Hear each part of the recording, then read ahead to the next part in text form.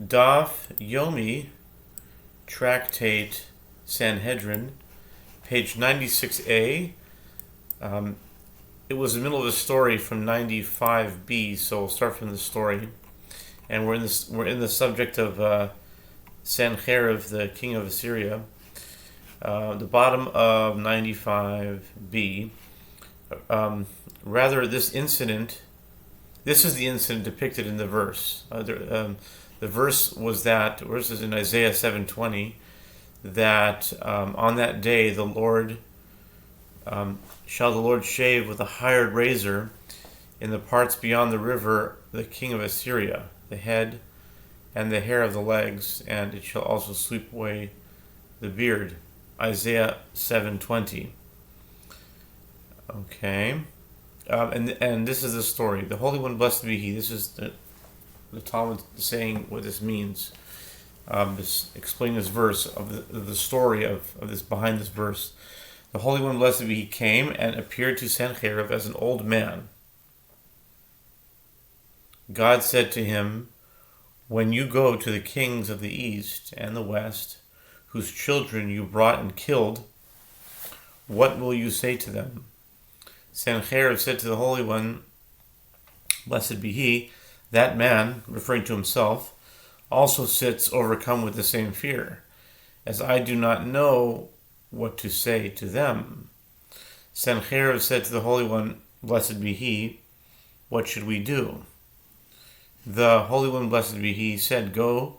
The Holy One, blessed be He, said to him, "Go." And now we're on the top of 96a. V'shani nafshach b'mai ashane amar le zil aisile misapra be'iz gazayech ana mehecha aisi amar le ul lehahu beisa ve'aise azal ashkechinu lemalache shares v'idmo le kegavre ve'havuka tachne kashyasa. And change your appearance so that they will not recognize you. Sanherib asked him, "With what shall I change it?" God said to him, Go, bring me scissors, and I will shear you myself." Sanherib asked, "From where should I bring the scissors?" The Holy One, blessed be He, said to him, "Go to that house and bring them." He went and found ministering angels who came and appeared to Sanherib as men, and the angels were grinding date pits. Amar lahu, havu li maspera, amru le techoncha geriva, dikashiat avnitan lach, techancha geriva, dikashiatar, yavule misparta, adata, ichashach. Amrule zil aisi nura azal yaiti nura bihade dikanapakle it li be nura bedikne azal gaizel reshe bedikne amru hainu dichtiv v'gam et hazaken tispe amar papa hainu damri inchi Grete le armaa shifar le aitile le nura bedikne velo savat uchamine.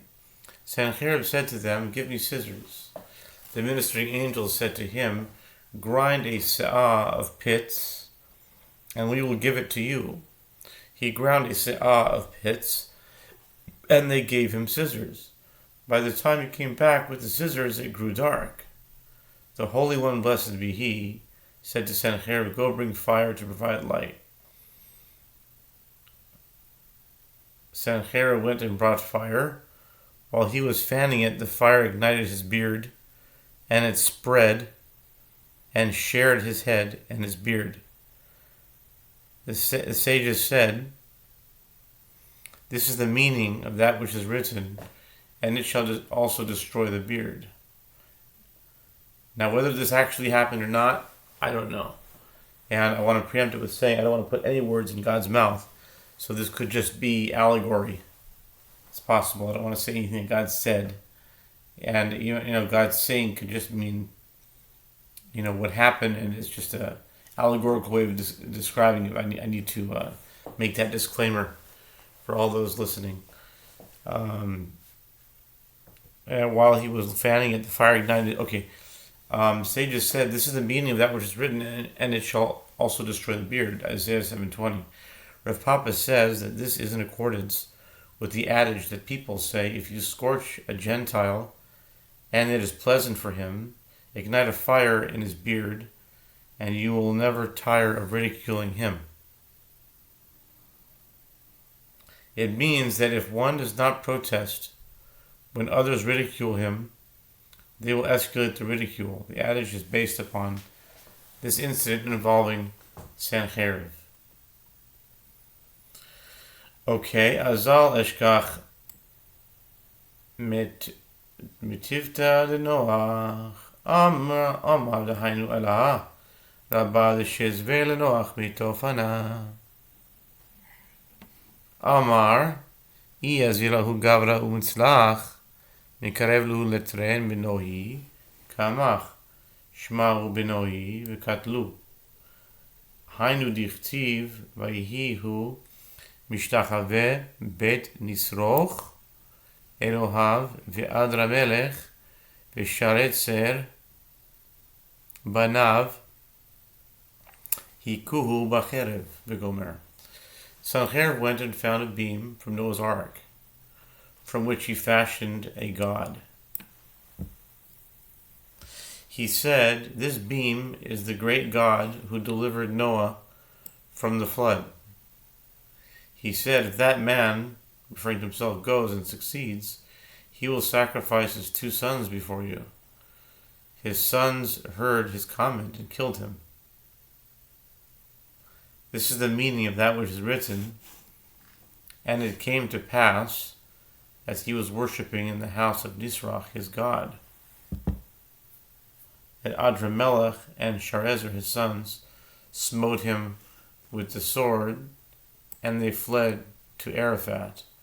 2 Kings 19:37, where Noah's ark had come to rest. The Gemara explains that this interpretation is based upon the etymological similarity between Neser, the Hebrew word for beam, and Nisroch, the god that Sanhedrin fashioned for a beam, and plus it's in Ararat, in Noah's territory. So you put those 3 things together, and you get this story. Vayichalkem aleihem laila, hu ve'avadav yakem b'gomer. Omar Yochanan, oto malach, שנזדמן לו לאברהם לילה, שמו, שנאמר ולילה אומר, הורה גבר. ורב יצחק נפחא אמר, שיעש עמו מעשה לילה, שנאמר מן שמיים נלחמו הכוכבים, ממסילותם נלחמו עם סיסרא, אמר יש לקיש, תבה לנפחא מדבר לנפחא. Apropos, the war between the kings and Abraham mentioned above, the Gemara explains a verse. He pursued as far as Dan, and he divided himself against them by night, he and his servants, and smote them. Genesis 14 and 15. The term by night, Lila, appears out of place in this verse. Rabbi Yochanan says that angel that happened to come and assist Abraham in that war, Lila is his name. As it is stated, and Lila said, a man-child is brought forth. Job 3:3, indicating that there is an angel named Lila. And Rabbi Yitzchak Nafka says God performed for him an act of night, meaning the stars in heaven waged war on his behalf, as it is stated. They fought from heaven. The stars in their courses fought against Sisera. Judges 5:20. Rish Lakish said, the statement of Rabbi Yitzchak Nafka, the smith, is preferable to the statement of the son of the smith, Rabbi Yochanan.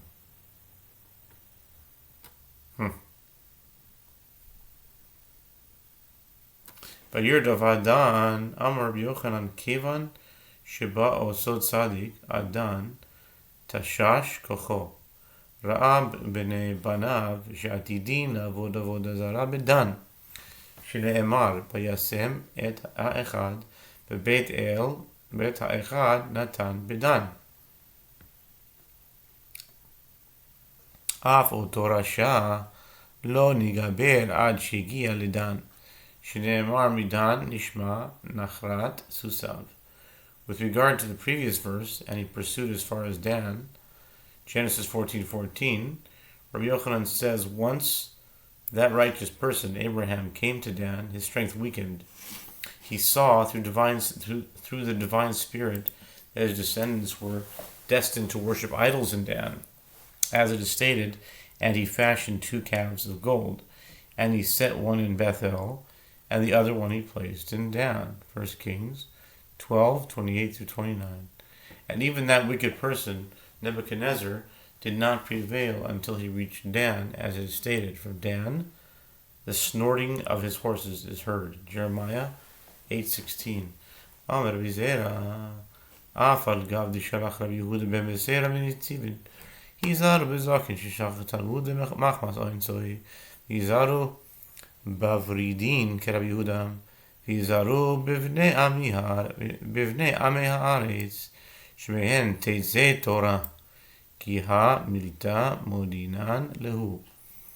Rabbi Zera says, even though Rabbi Yehuda ben Beseira sent a statement from the Tzivin, be vigilant with regard to treating with deference an elder who forgot his studies due to circumstances beyond his control, and be vigilant with regard to cutting the jugular veins when slaughtering an animal in accordance with the opinion of Rabbi Yehuda, and be vigilant with regard to treating with respect the children of ignoramuses, as from some of them Torah will emerge. We inform them of a message like this matter. Tzadik ata Adonai ki yari velecha, ach mishpatim adaber otach madua derech rashaim tzarecha shalu kol bogde baged litatem gam shorashu yelchu gam asu peri mai ahadaru le ki et raglim ratzta vayalucha ve'ech tach tetachare et hasusim uvaeretz shalom ataboteach ve'ech taseh bigaon hayarden. The verse states, right will you be, Lord, were I to contend with you, yet will I reason with you. Why does the path of the wicked prosper? Why are not all who deal treacherously secure? Why are all who deal treacherously secure?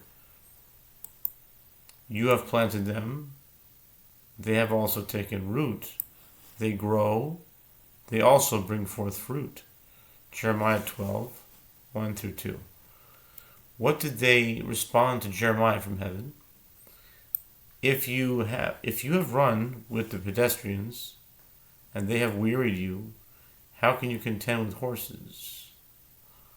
And though in a land of peace you feel secure, how will you do in the wild country of the Jordan? Jeremiah 12:5. I think we'll have to pause it because we're running out low on battery. And now we're holding by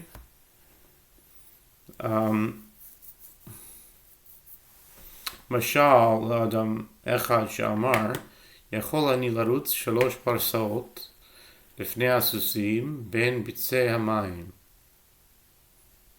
Nizdamen Lo Ragli Echad Ratz Lifanav Shlosha Milin Be'abasha V'nil'a Amru Lo Uma Lifnei Ragli Kach Lifnei Asusim Alachas Kama V'Kama Uma Shloshet Milin Kach Shalosh Parsaot על אחת כמה וכמה, ומה ביבשה כך, בין ביצי המים, על אחת כמה וכמה.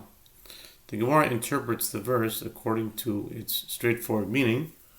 This is a parable of a person who said, I can run 3 parasangs before the horses in the swamplands. He encountered a pedestrian and ran before him, for 3 mil on dry land and wearied. The people said to him, and if running before a pedestrian you grew so weary, then if you were to run before horses, all the more so you would become weary. And if after running 3 mil you grew so weary, then if you were to run 3 parasangs, 4 times that distance, all the more so would you become weary. And if after running on dry land you grew so weary, then if you were to run in the swamplands, all the more so you become weary. Af ata ma b'schara rapasiot, sheshilamti lo sorasha, sharatz achar kivodi achar tamea, כשאני משלם שכר לאברהם ליצחק ויעקב שרצו לפניי כסוסים, על אחת כמה וכמה, היינו דכתיב, לנביאים נשבר ליבי בקרבי, רחפו כל עצמותיי, הייתי כאיש שיכור, וכגבר עברו יין, מפני אדוני ומפני דברי קדשו. The Gemara explains, so too, you, Jeremiah, if with regard to the reward for 4 paces that I compensated that wicked person, Nebuchadnezzar, who ran in my honor, you are astonished at its magnitude when I compensate Abraham, Isaac, and Jacob, who ran before me like horses throughout their lives. All the more so will their reward be great. This teaches the potency of even a minor mitzvah. That is the meaning of that which is written. Concerning the prophets, my heart within me is broken. All my bones shake. I am like a drunken man, and like a man whom wine has overcome, due to the Lord and due to his sacred words. Jeremiah 23, verse 9. Hani arba psiot mahi tichtiv beit ahi shelach merodach Baladan ben melech Bavel Sefari v'gomer משום כי חלה חזקיהו ויחזק, שדר לספרים ומנחה, אין לדרוש את המופת אשר היה בארץ. דיבר רבי יוחנן, אותו היום שמת בו אחז 2 שעות היה. The Gemara asks, with regard to these 4 paces of Nebuchadnezzar, what is the incident to which the Gemara alludes? The Gemara answers that the incident is as it is written. At that time, Merodach Baladan, son of Baladan, king of Babylonia, sent a letter and a gift to Hezekiah, as he had heard that he had been ill and was recovered. Isaiah 39:1. The Gemara asks, due to the fact that Hezekiah had been ill and was recovered, he sent him a letter and a gift? The Gemara answers yes. And he did so in order to inquire of the wonder that was in the land. 2 Chronicles 32:31. As Rabbi Yochanan says, on that day that Hezekiah's father Ahaz died, daylight lasted 2 hours, 10 hours shorter than the standard day, so that the wicked Ahaz would be buried hurriedly without the pomp typically accorded kings. וכי חלה חזקיהו ויפתח, אדרינו קודשא בריחו להנח 10 שעה ניהלה דכתיב, הנני משיב את צל המעלות, אשר ירדה במעלות אחז, בשמש האחרונית 10 מעלות, ותשב השמש 10 מעלות במעלות אשר ירדה. אמר לו מה היי, אמר לחזקיהו חלש ויתפח, אמר איכא גברא כי היי, ולא בעינה לשדורי לשלמה, כתבו לשלמה מלכה חזקיה, שלם לקרתא דירושלים, שלם ללהה רבה. And when Chizkiah fell ill and recovered, the Holy One, blessed be He, restored those 10 hours to Hezekiah. As is written, behold, I will return the shadow of the dial, which descended on the sundial of Ahaz, 10 degrees backward. So the sun returned 10 degrees by which it had gone down. Isaiah 38, verse 8. Merodach said to his servants, "What is this wonder that the day was extended?" They said to him, "Hezekiah fell ill and recovered, and the sun shone for him." Merodach said, "There is a man like that, and I do not need to send him greetings." The ministers of Merodach wrote to Hezekiah, "Greetings to King Hezekiah, greetings to the city of Jerusalem, and greetings to the great God."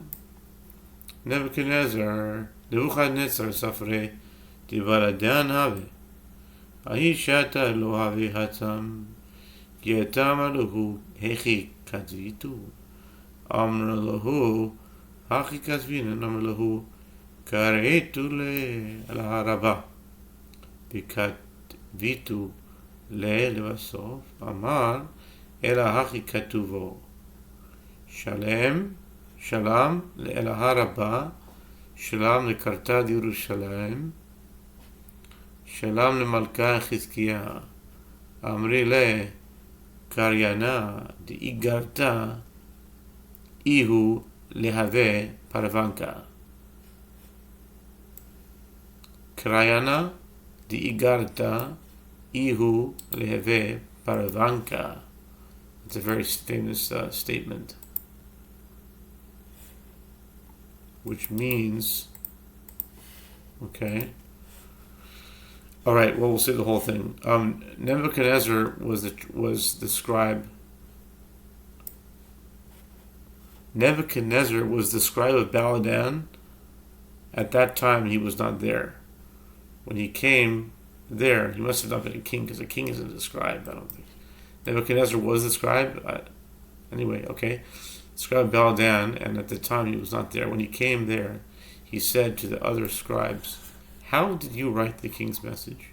They said to him, "We wrote this: Greetings to King Hezekiah, greetings to the city of Jerusalem, and greetings to the great God, as we were commanded." Nebuchadnezzar said to the scribes, "You called him the great God, and you wrote him at the end of the list of the greetings?" He said, "Rather write this: Greetings to the great God, greetings to the city of Jerusalem, and greetings to King Hezekiah." The scribe said to Nebuchadnezzar, "The one who reads the letter, let him be the messenger. You gave the advice, you correct the text."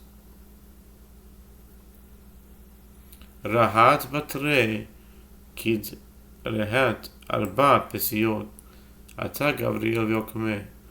Rabbi Yochanan Yimalelo ba Gabriel v'hemido lo haya takana lesonehem shel Yisrael. Nebuchadnezzar pursued the messenger to take the letter from him and revise it. When he ran 4 paces, the angel Gabriel came and stopped his pursuit.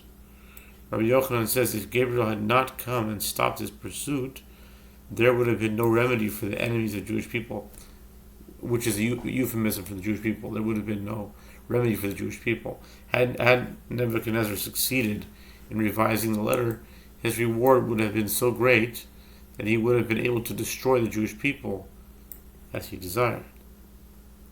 My Baladan, Ben Baladan, my Ben Baladan, Ben Baladan, Amri, Baladan Malkahava, V'ishtane Ape, V'haviki Dikalba, Haviyativ Bre al Malchuta, Ki Hava Ketev Shemeh, Ushme Davu Baladan Malka, Hainu Dichtiv, Ben Yichabed Av Ve'eved Adonav. The Gemara asks, what is the meaning of Merodach Baladan, son of Baladan?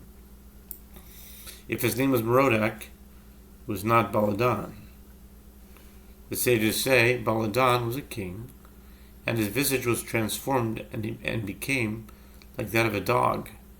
His son was sitting on the throne in his stead, and when he would write a letter, he would write his name and the name of his father, King Baladan. That is the meaning of that which is written with regard to the honor accorded by Gentiles to their fathers. A son honors his father, and a servant his master. Malachi 1:6. Ben Yichabedav Hadamran Veved Adonav Dichtiv Chodesh HaChamishi V'Asor LaChodesh Hishnat Tsh'a Esre Shana למלך נבוכדנצר מלך בבל, בא נבוזראדן, רב טבחים, עמד לפני מלך בבל, בירושלים, ישרוף את בית אדוני, ואת בית המלך. The Gemara elaborates, the son honors his father is referring to that which we stated with regard to Baladan, and a servant his master is referring to a verse, as it is written, and in the 5th month, on the 10th day of the month, which was the 19th year of Nebuchadnezzar, king of Babylonia, came Nebuzaradan, captain of the guard, who stood before the king of Babylonia into Jerusalem, and he burned the house of the Lord and the house of the king. Jeremiah 52, 12, 13.